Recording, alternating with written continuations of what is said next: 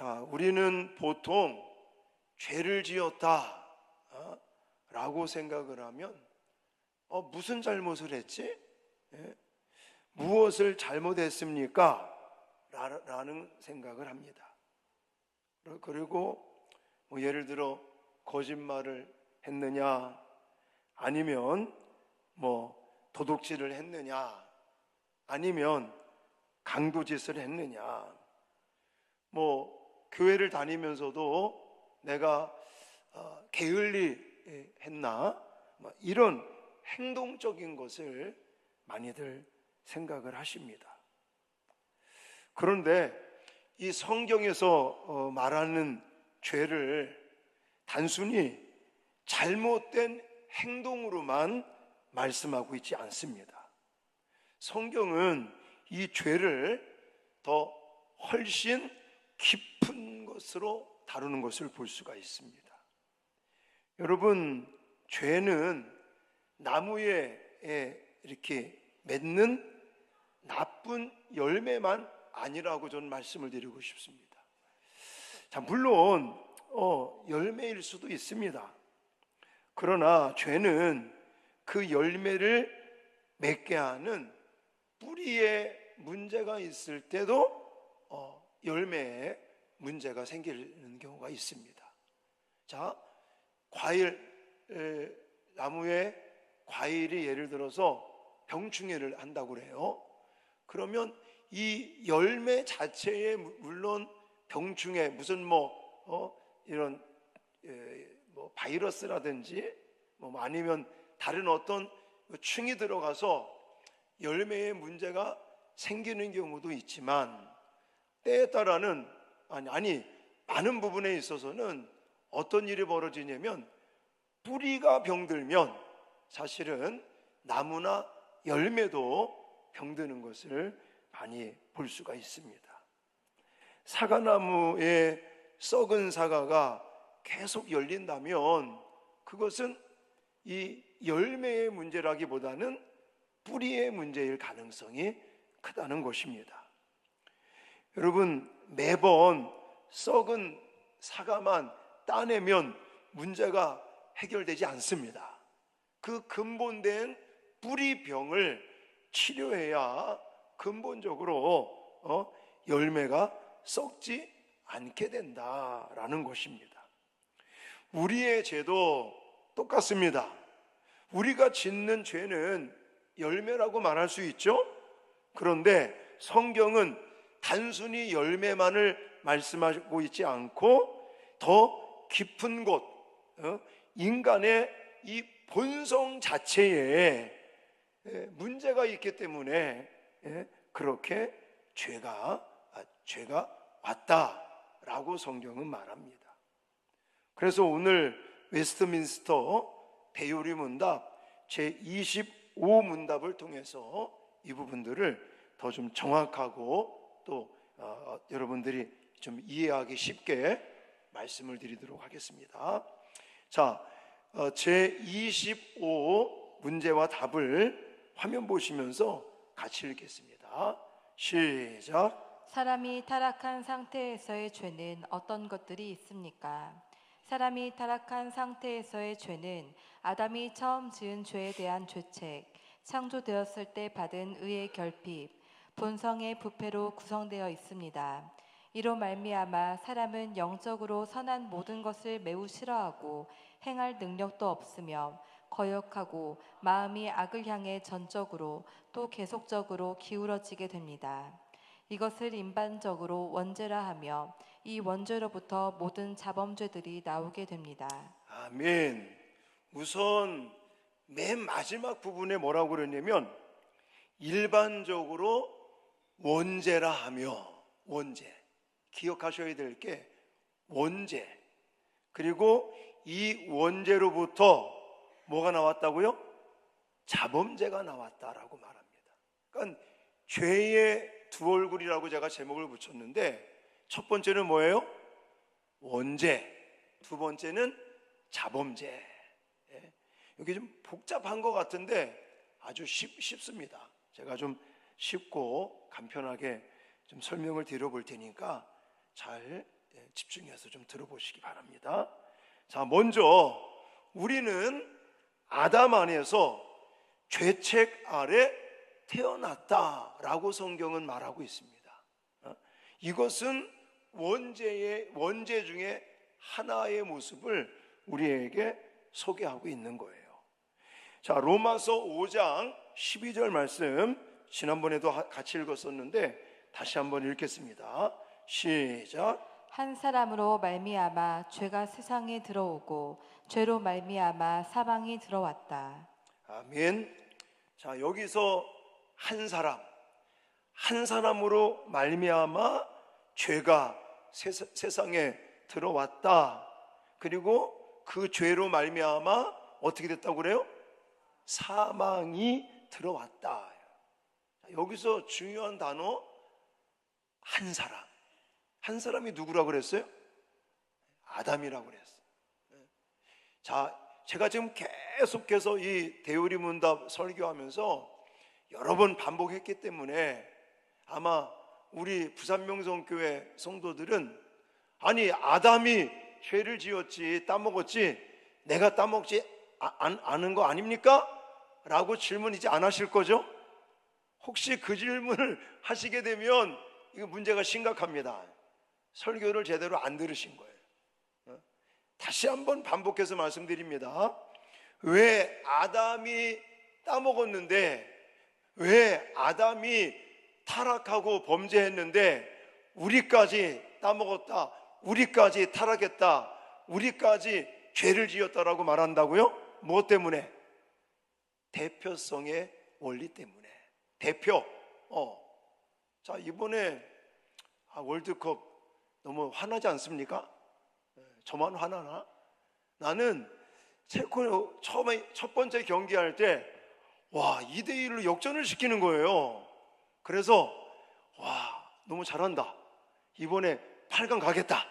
솔직히 그런 기대감이 생겼는데 두 번째 경기, 세 번째 경기 하면서 완전히 실망했죠. 그냥 이렇게 좋은 선수들 가지고 이렇게 대진표가 좋은데, 근데 뭐 우리가 이제 쉽게 말하면 한 판 이기고 두 판 졌습니다. 그러고 나서 뭐라고 우리는 표현하죠? 우리 졌어 이렇게 표현하죠. 아니 이재성이가 졌어, 손흥민이가 졌어, 이강인이 졌어, 뭐 이렇게 표현하는 사람이 있습니까? 아니죠. 그러면 우리가 가서 축구했습니까? 저와 여러분들이 가서 축구해서 진 거예요? 아니잖아요. 국가대표, 대표성, 그들은 우리나라를 대표하는 국가 대표로서 나가서 이제 경기를 한 거예요. 마찬가지입니다. 아담은 아담 한 사람이 죄를 지은 게 아니고 인류를 대표하는 사람이었다. 자, 이거에 대해서 이제 뭐 반문을 하시면 안 됩니다. 자, 어쨌든 제가 강조드리고 싶은 건 뭐냐면 아담 한 사람으로 말미암아 죄가 세상에 들어왔다. 그래서 아담 이후에 태어나는 모든 사람은 아담 안에서 죄책이라고 하는 건 뭐냐면 죄의 책임이라고 말하는 거예요. 죄책을 가지고 태어나는 거예요. 가지고 태어나는 거. 여러분들, 내가 죄를 짓기 때문에 죄인이라고 말하지 않습니다. 자, 우리는 죄를 지어요. 무엇인가 잘못된 행동을 하면 죄인이다라고 말합니다. 근데 성경은 그렇게 말하지 않는다고 그랬어요. 죄의 본성을 가지고 태어나기 때문에 죄를 짓는 거다. 이 원리입니다. 자, 로마서 5장 19절은 또 이렇게 말하고 있죠. 시작. 한 사람이 순종하지 아니함으로 많은 사람이 죄인 된 것 같이 한 사람이 순종하심으로 많은 사람이 의인이 되리라. 아멘. 자, 아담 안에서 죄와 사망이 왔다고 말합니다. 우리까지 다 죄와 사망에 이른 거죠. 이거와 똑같이 이제 반대되는 둘째 아담, 마지막 아담이라고도 표현하지 않습니까? 바로 누구? 또 한 사람? 예수 그리스도 안에서 이제는 뭐가 온 거예요? 의와 생명이 왔다라는 거예요. 만약 아담의 대표성을 인정하지 않는다면, 아니 우리가 십자가 졌어요? 우리가 십자가에서 죄값을 치렀습니까? 아니잖아요. 예수 그리스도께서 대표성을 가지고 인류를 대표해서 그분이 우리의 죄값을 치르기 위해서 십자가에서 피 흘려 돌아가신 거죠. 그걸 믿는 자들은 마찬가지로 이제는 아담 한 사람으로 말미암아 죄와 사망이 왔다면, 다른 한 사람, 마지막 아담인 예수 그리스도를 통해서 우리에게 뭐가 왔다고요? 의와 생명이 왔다라는 것입니다. 그러니까 우리는 아담 안에서 죄책이라고 하는 그런 것을 가지고 태어난 원죄를 가지고 있는 것이다 라고 말하는 거예요. 자, 두 번째, 우리는 원래 의를 상실했다, 잃어버렸다 라고 성경은 말합니다. 자, 하나님은 인간을 처음 창조할 때 죄를 가지고 있게 태어났습니까? 의를 가지게 만드셨습니까? 의를 가지게 만드셨어요.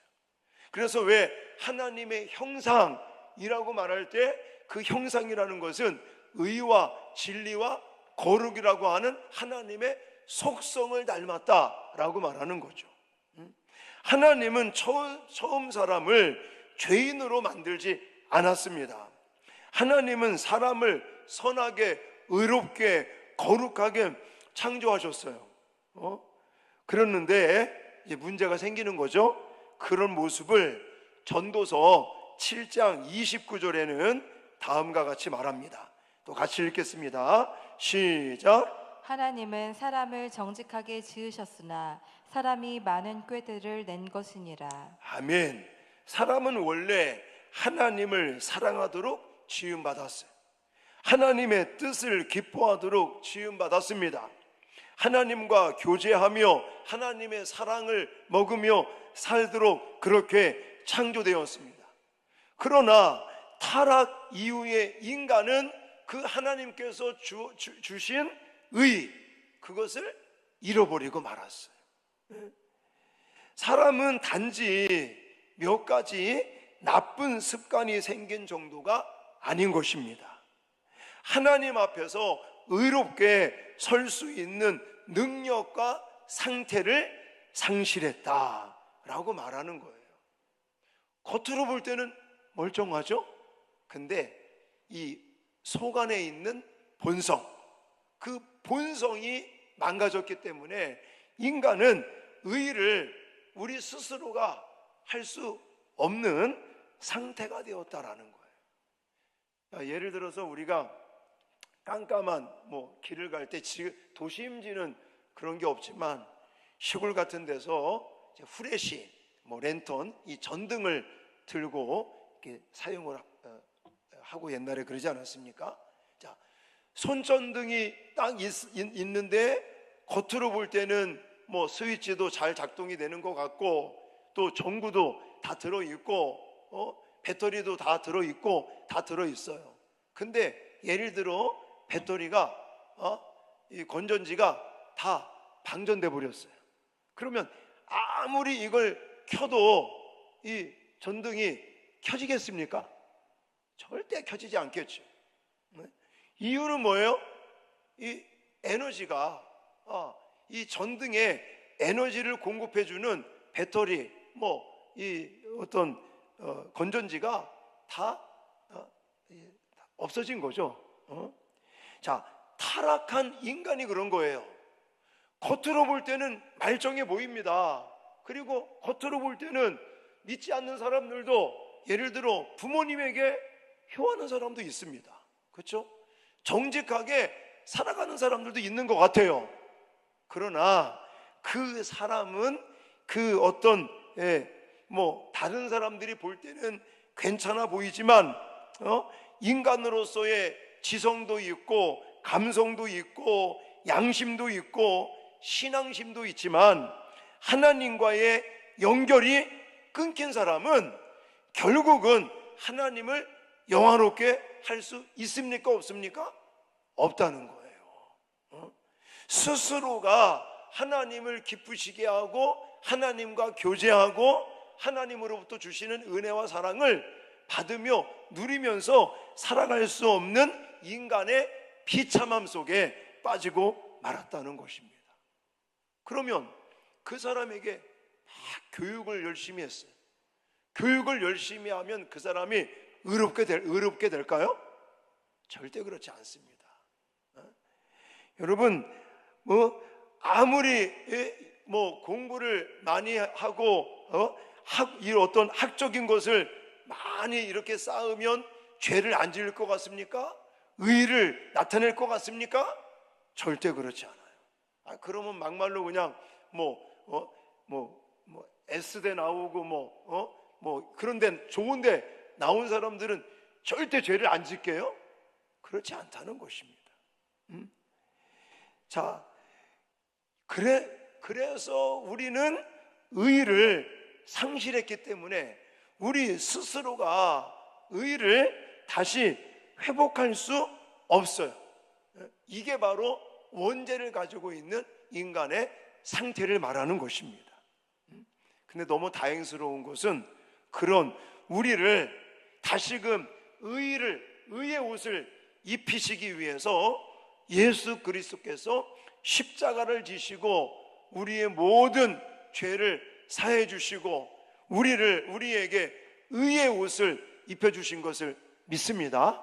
그걸 고린도 후서 5장 21절에는 이렇게 말하고 있습니다.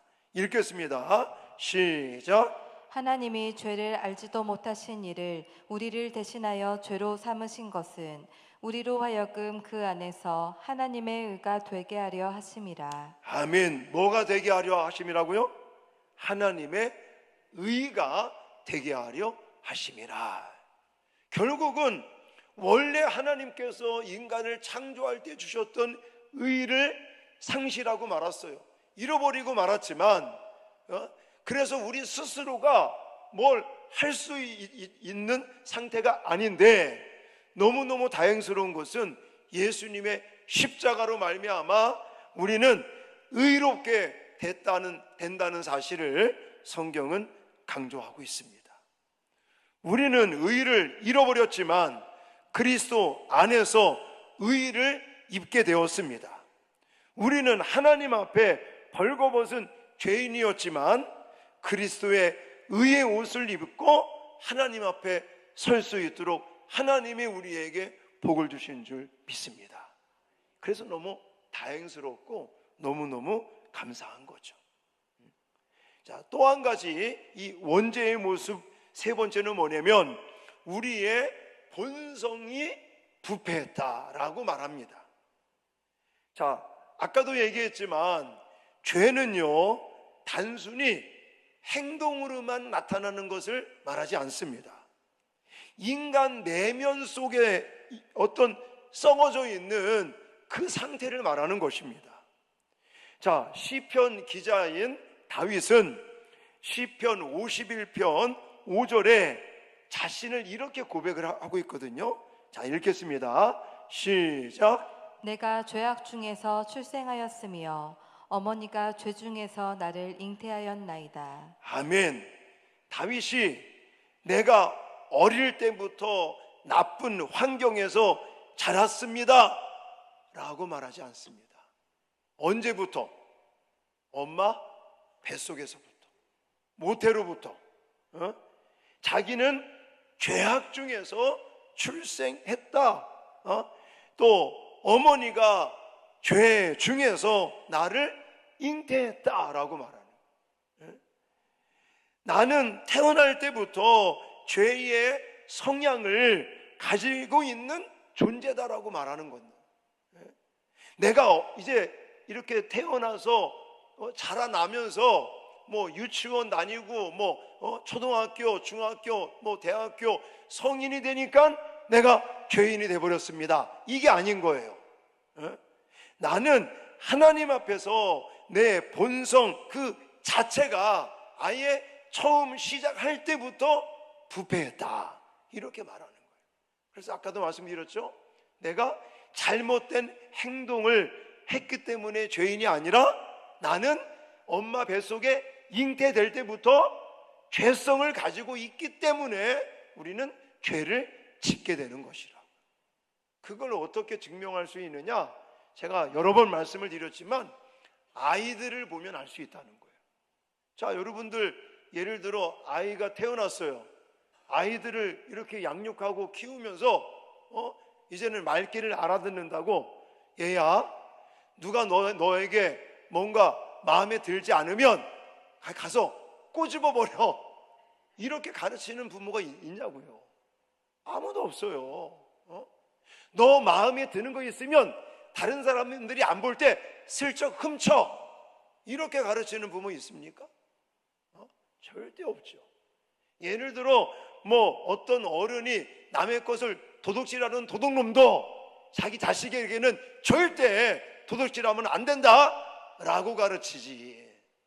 학교를 보냈는데 선생님이 야, 옆에 있는 친구가 까불면 막 주먹으로 패버려, 이렇게 말하는, 가르치는 선생님이 있을까요? 없다는 거예요. 근데도요, 가르치지도 않았는데 애들이 한다니까요. 거짓말도 한다니까. 너 거짓말 하면 안 돼 라고 가르치는데도 자기 입장이 불리하고 그러면 거짓말을 하잖아요. 그 거짓말을 하기 때문에 죄인이 아니라, 다시 한번 말씀드리지만 그의 이 어떤 본성 안에 뭐가 있기 때문에, 원죄라는 것을 가지고 있기 때문에, 그 부패성을 가지고 있기 때문에 죄를 짓는 것이다. 어떤 사람은요 이렇게 말합니다. 목사님, 제가요 누구 때문에 너무너무 화가 나요. 예를 들어, 아니 우리 남편 때문에 제가 지금 너무너무 열받았다고, 막 화난다고 막. 근데 이거는요 사실은 잘못된 말입니다. 왜냐하면 예를 드는 거예요. 여러분들이 막 회사 일도 잘 되고 막 사업도 잘 되고 막 좋은 일이 너무너무 많이 생기는 거예요. 막 교회 안에서도 막 목장 식구들하고 막 너무 관계도 좋고 막 너무너무 기쁘고 행복한 일들이 막 계속 생겨나요. 근데 딸내미가 와가지고 엄마, 아빠, 나 요거 잘못했어요. 그러면 여러분들 대부분 어떨까요? 기분이 좋을 때는 괜찮아, 그거 괜찮아, 용서해 줄 수 있는 마음이 생겨. 근데 막 스트레스 받아요. 막 회사 가서 스트레스 받고, 막 장사하는데 막 손님들 때문에 스트레스 받고, 장사도 안 되고 막 마이너스에다가 막 안 좋은 일이 막 겹쳐. 그때 애들이 뭔가 잘못했어. 그러면 괜찮아, 그렇게 나올까요? 물론 그럴 수도 있지만, 지금 막 열받고 스트레스 받는데 또 딸내미까지 와서 막 이 엄마 이렇게까지 막 이러지 하지 않겠습니까? 그러니까 사실은 예를 들어 자녀가 잘못한 게 지금 더 큰 문제가 아니라 나의 감정이 더 큰 문제라는 거예요. 내 감정에 따라서 죽일 사람이 있는 거고, 내 감정에 따라서 괜찮은 사람도 있는 거예요. 똑같은데 상황에 따라 그렇게 달라진다는 거예요. 이걸 보더라도 우리 속에 있는 게 문제가 있다는 것이죠. 그걸 가리켜서 본성이 부패다, 이렇게 말하는 거예요. 자, 원죄 마지막 네 번째는 뭐냐면, 영적으로 선한 일을 스스로 할 수 있다 없다? 없다라는 것이 원죄입니다. 자, 인간이 사회적으로 아무 손도 행할 수 없다는 뜻이 아닙니다.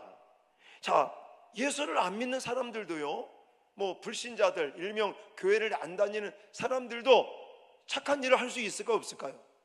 있죠. 어려운 사람을 보면 구제도 하고 도와줄 수 있습니다. 또 정직하게 살 수도 있고, 부모님에게 효도할 수 있는 이런 것이 있죠. 가난한 사람이 있으면 도와주는 사람도 있을 겁니다. 사회를 위해서 희생할 수도 있는 거, 이걸 말하는 게 아니라 영적으로 선한 일을 할 수 없다는 거예요. 영적인 일이 뭘까요? 하나님과 연관되는 일이라는 거예요. 하나님과 연관된 일. 하나님을 참으로 사랑하고 하나님의 말씀 계명대로 지키며 하나님의 영광을 목적으로 삼고 믿음 가운데 하나님 말씀대로 순종해 가는 일은 우리 스스로가 할 수가 없는 거예요. 타락한 우리들은 우리 스스로 할 수 없습니다. 왜 할 수 없을까요? 사망에 이르렀기 때문에. 더 쉬운 말로 말하면 죽었기 때문에. 죽은 사람 말하는 거 봤어요? 죽은 사람이 뭐 일합니까? 죽은 사람은 아무것도 못하는 거예요. 근데 성경에 보니까 죄로 말미암아 우리는 뭐 했다고 그래요? 사망에 이르렀다 그러잖아요. 에베소서 4장 1절에도 뭐라고 말했냐면 그는 허물과 죄로 죽었던 너희를, 그래요. 우리가 죄와 허물과 죄로 어떻게 된 사람들이라고요? 영적으로 사망에 이르는 거예요. 죽은 거예요.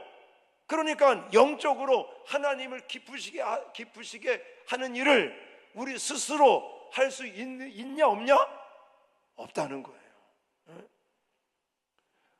그런데 다행스러운 것은 성령 하나님이 우리를 도와주시는 줄 믿습니다.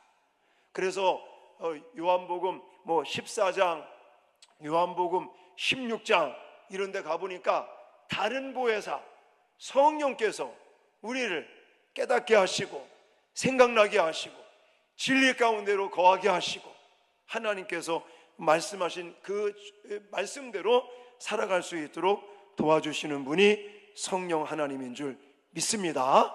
그래서 다행스러운 거죠.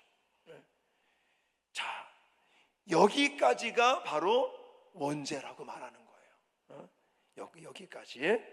다시 한번 기억해 보시면 아담 안에서 우리는 무엇을 가지고 태어난다고요?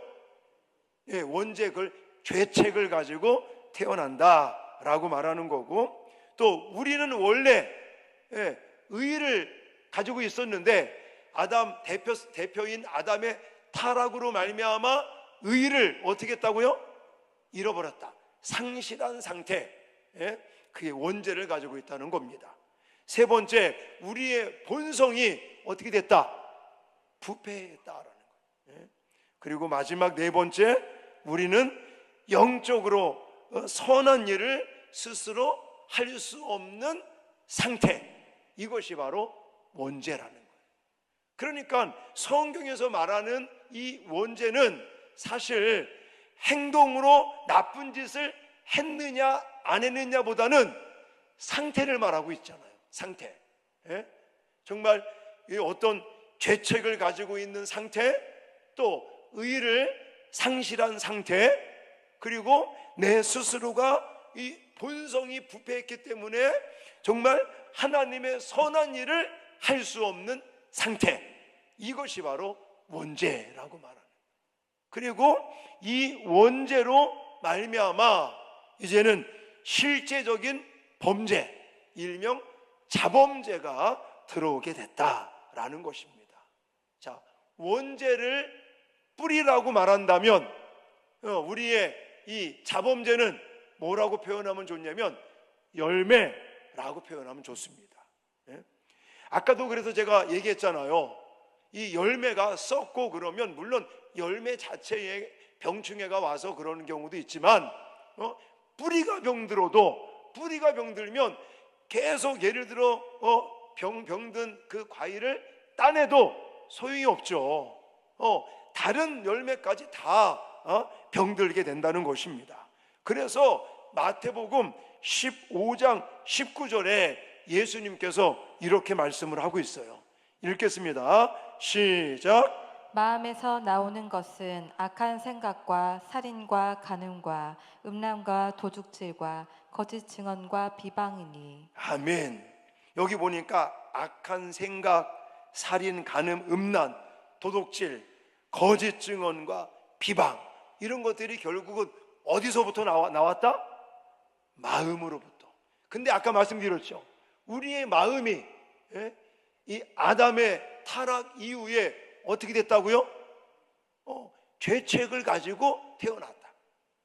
그리고 의를 상실했다. 본성이 부패했다. 그래서 영적으로 하나님의 선한 일을 할 수 있다 없다?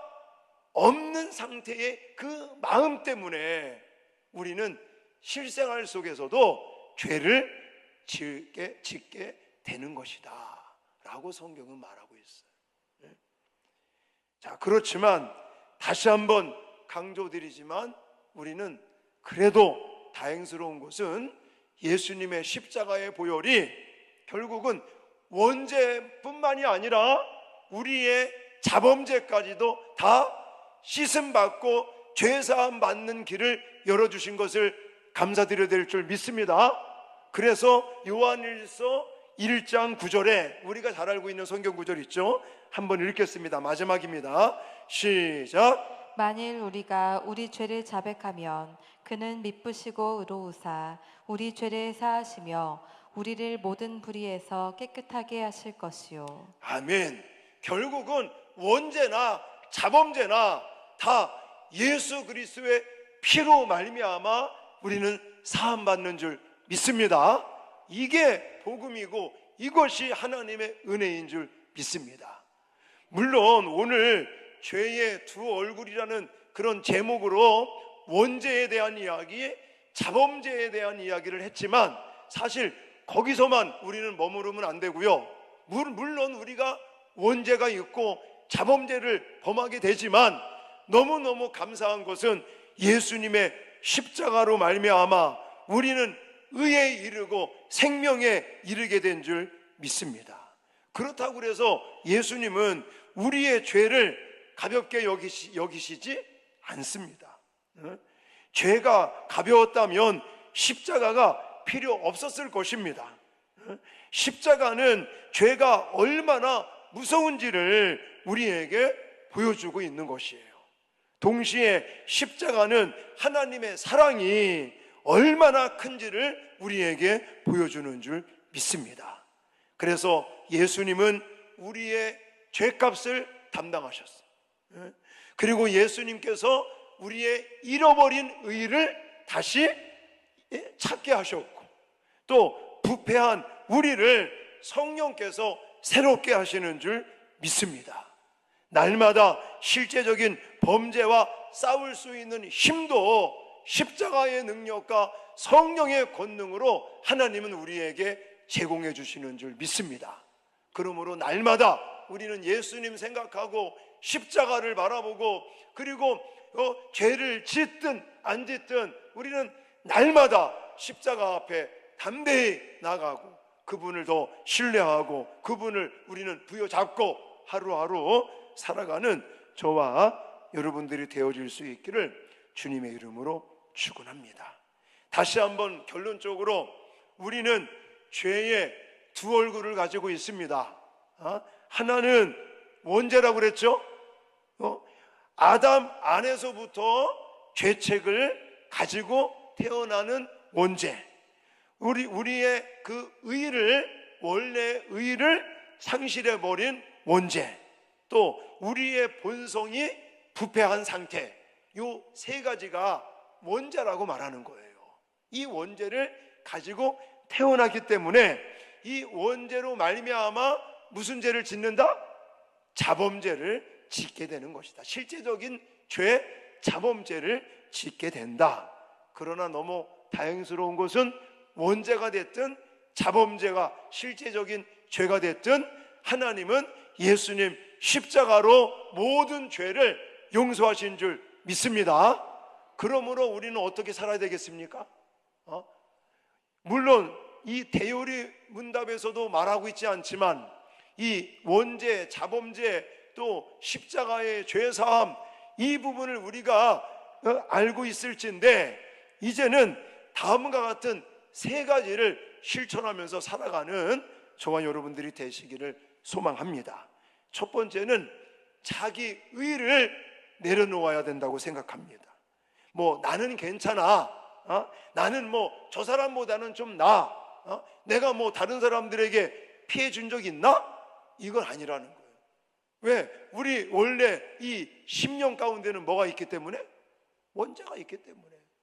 언제 어디서 어떤 자범죄를 지을지 모르는 존재이기 때문에. 두 번째, 성령의 새롭게 하심을 구해야 될 줄 믿습니다. 죄의 뿌리가 깊기 때문에 인간의 결심이나 인간 스스로 의를 다시 이룰 수 있다 없다? 없다. 그러므로 우리는 날마다 성령의 도우심 가운데 정말 새롭게 하시는, 그래서 의에 이르는 그런 복된 삶을 살게 될 줄 믿습니다. 그리고 날마다 회개하며 믿음으로 그리스도께 나아가는 저와 여러분들이 되어줄 수 있기를 주님의 이름으로 축원합니다.